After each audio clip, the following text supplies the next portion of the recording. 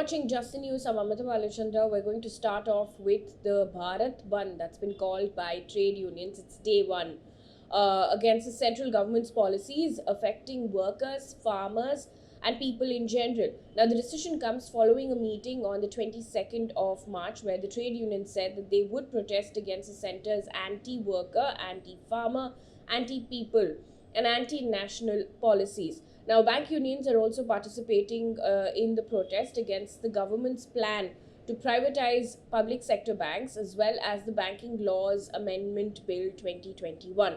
Now, the joint union of the Central Trade Forum said that there is a Bandh-like situation in at least 8 states across the country. There were several reports about how essential services were hit across the country.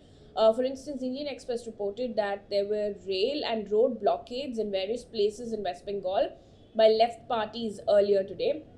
Hindustan Times reported that Kerala saw deserted streets, Bengal witnessed protests on train tracks, and the impact was felt in Punjab, Delhi, Andhra Pradesh, and Haryana as well.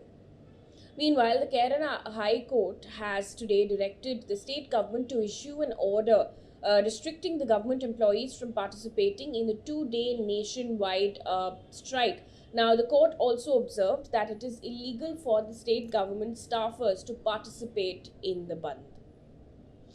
Moving on now from the story to Birbhum violence and what's going on in West Bengal, 5 legislators of the Bharatiya Janata Party, including leader of the opposition Suvendu Adhikari and the party's chief whip Manoj Tiga, were suspended by the speaker today until the next session of the assembly after members of the ruling Trinamool Congress and the opposition party engaged in a bit of a scuffle inside the house over the violence that took place in Birbhum's Boktoi village. Now, after the assembly session started, there were protests by the BJP demanding the resignation of Chief Minister Mamata Banerjee, who also holds the home portfolio in the state. Now, the BJP MLAs trooped into the well of the house and started shouting slogans, post which the speaker repeatedly requested these MLAs to take their seat, but they continued their protest. After around half an hour, the MLAs, the ruling Trinamool Congress, also were involved in an altercation. Now, both sides are alleging that there was major scuffle, that there was beating up also that happened. These are the allegations by the TMC and the BJP.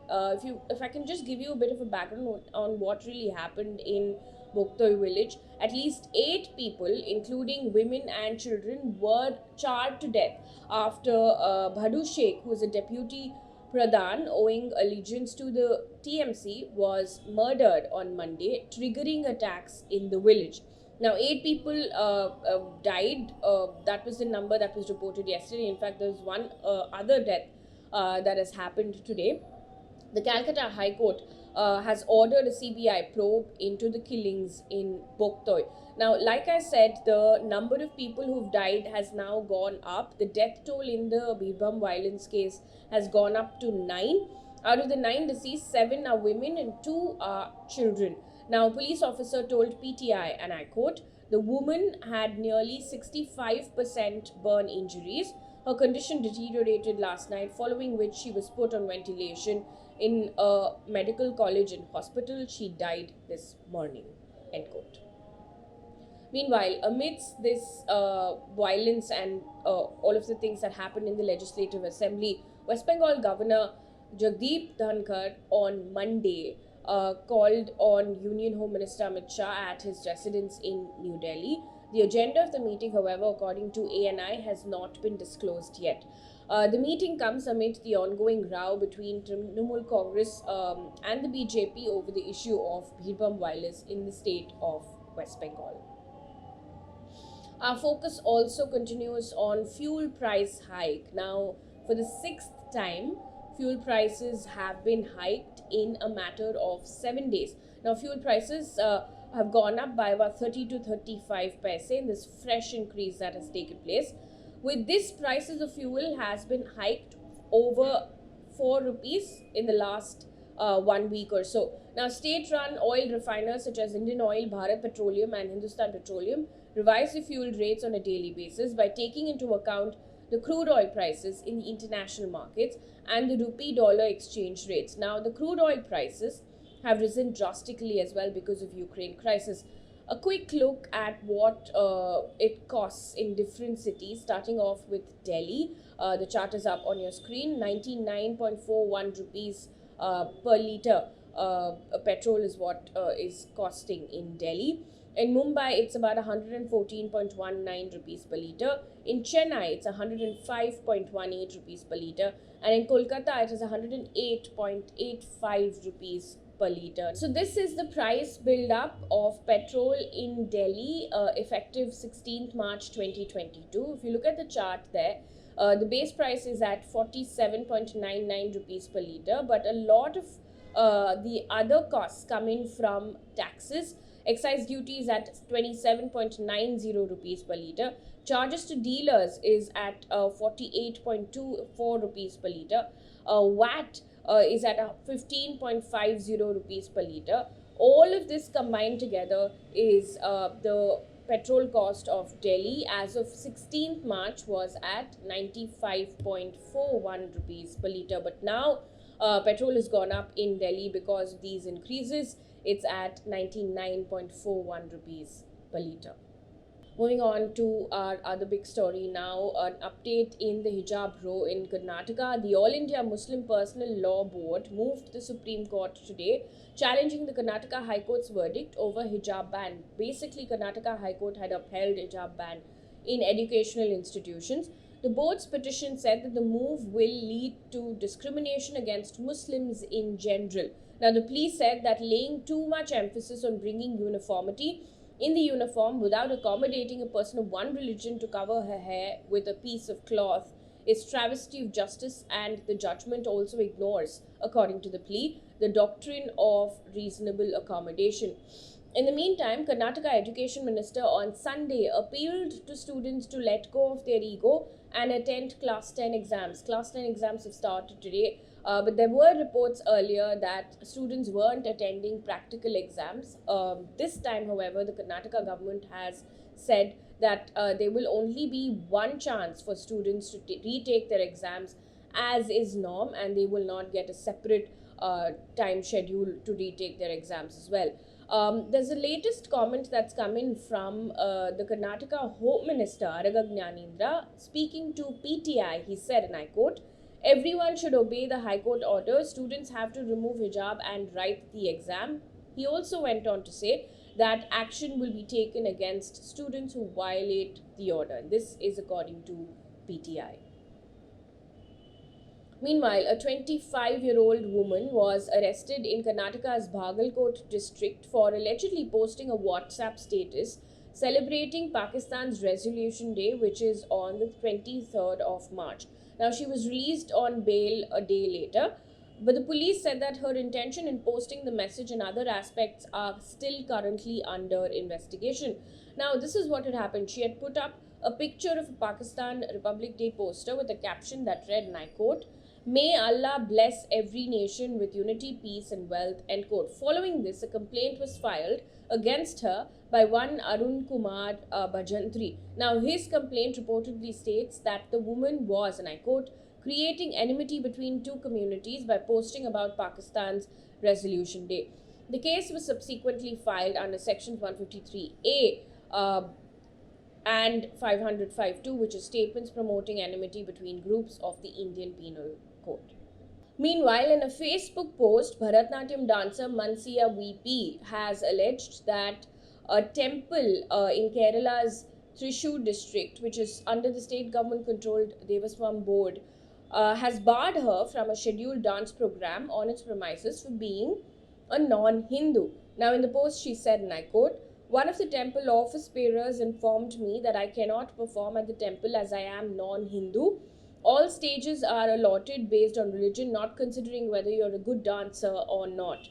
In the meantime, I have been facing queries about whether I got converted into a Hindu after marriage. I have no religion and where should I go?" End quote. According to the Indian Express, the temple's board chairman Pradeep Menon has said, as per the existing tradition of the temple, only Hindus can perform within the compound of the temple. Moving on to politics right now, Delhi Assembly Speaker Ram Nivas Goel suspended three BJP MLAs, Anil Bajpai, Jitendra Mahajan, and Ajay Mahawar. Now, they were suspended over alleged derogatory remarks made against Delhi Chief Minister Arvind Kejriwal. The MLAs were told to leave after they stood on the benches, even as the Speaker requested them to sit down. Now, following this, the proceedings of the House were adjourned for 15 minutes. Also in the news, amid severe opposition, Union Minister of State for Home Ajay Mishra introduced the Criminal Procedure Identification Bill in the Lok Sabha today. Opposing the bill, Congress MP Manish Tiwari has said that the move is in derogation of both Article 20, Sub-Article 3 and Article 21 of the Constitution of India. He added that the bill was also beyond the legislative competence of the House. The bill seeks to authorize police to take measurements of convicts and other persons for purposes of identification and investigation of criminal matters. Meanwhile, three-time MLA Pramod Sawant was sworn in as the Chief Minister of Goa for the second consecutive term today. Prime Minister Narendra Modi, Defence Minister Rajnath Singh, and other leaders were in attendance. In Punjab, the Chief Minister Bhagwant Mann has announced that the state government has decided to start doorstep delivery of ration for beneficiaries. Now, Mr. Mann said that the poor will no longer need to stand in queues as good quality ration will be delivered at that doorstep. However, the details of the scheme was not made available today. He said that it will be available shortly. On to our other big story. It's day 33 of Ukraine crisis. Ukraine's deputy prime minister has said that Ukraine has no plans to open any humanitarian corridors to evacuate civilians from besieged cities on Monday. So she was talking about today. This comes amid intelligence reports warning of possible Russian provocations along the routes. Now, in the meantime, Russia is increasingly focused on grinding down Ukraine's military in the east in the hope of forcing Kyiv into surrendering part of the country's territory to possibly end the war. However, there's been no breakthrough between Russia and Ukraine so far. The Kremlin has said that talks between negotiators from Moscow and Kyiv have so far had no major breakthroughs on the conflict in Ukraine as the delegations prepare for a new round of talks in Istanbul. Now, the Kremlin also expressed concern after US President Joe Biden called the Russian leader Vladimir Putin a butcher over his military operation in Ukraine. Meanwhile, Ukrainian President Volodymyr Zelenskyy has said Ukraine is prepared to discuss adopting a neutral status as part of a peace deal. He went on to say that sovereignty and retaining territory remained priorities. Now, the next round of face-to-face negotiations between Ukraine and Russia will take place this week in Turkey. In the meantime, Russia's foreign minister has said that a meeting between Putin and Zelenskyy to exchange views on the war in Ukraine right now would, in fact, be counterproductive. Now, a senior Ukrainian official accused Russia of irresponsible acts around the occupied Chernobyl power station that could send radiation across much of Europe and urged the United Nations to dispatch a mission to assess the risks. Now, Deputy Prime Minister has said that Russian forces were militarizing the exclusion zone around the station, site of the world's worst civil nuclear accident in 1986. In the meantime, the situation in Mariupol continues to remain worse because the mayor of the city has said that the city is under attack from Russian forces and it's on the verge of a humanitarian catastrophe. Now, a mayor has said that in the city, about 1.6 lakh civilians have been trapped without power and they need to be evacuated as soon as possible. He also alleged that the Russians are not allowing safe passage to them. Moving on now to business news. Shares of multiplex operators PVR and INOX Leisure hit their respective upper circuits in early trade today, surging to their 52-week highs. Now, this comes after both the companies announced their merger to create the largest multiplex chain in the country with a network of more than 1,500 screens. Moving on to international right now, amid severe economic crisis in Sri Lanka. Union External Affairs Minister S. Jaishankar met Sri Lankan President and Finance Minister today.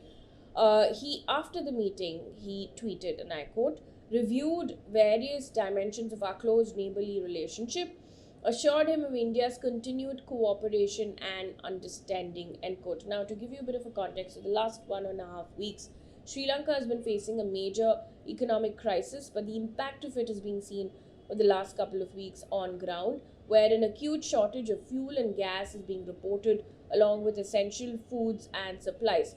Now, it's also facing problems in paying for imports due to its foreign reserves being at an all-time low.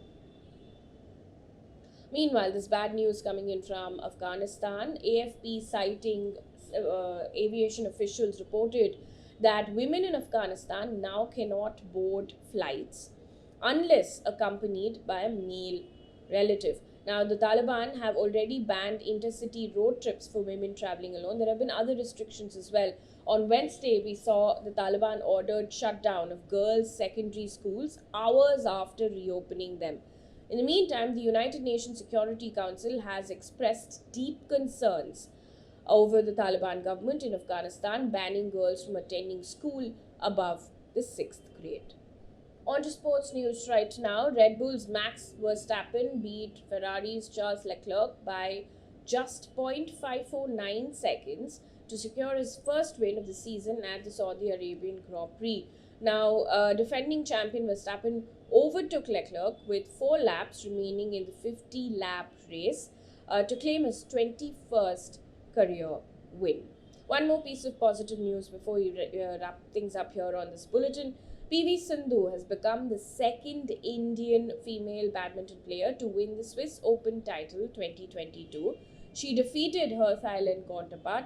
Now, Saina Nehwal was the first Indian woman, having won in 2011 and 2012. That brings us to the end of this bulletin. Thank you so much for watching. Good night.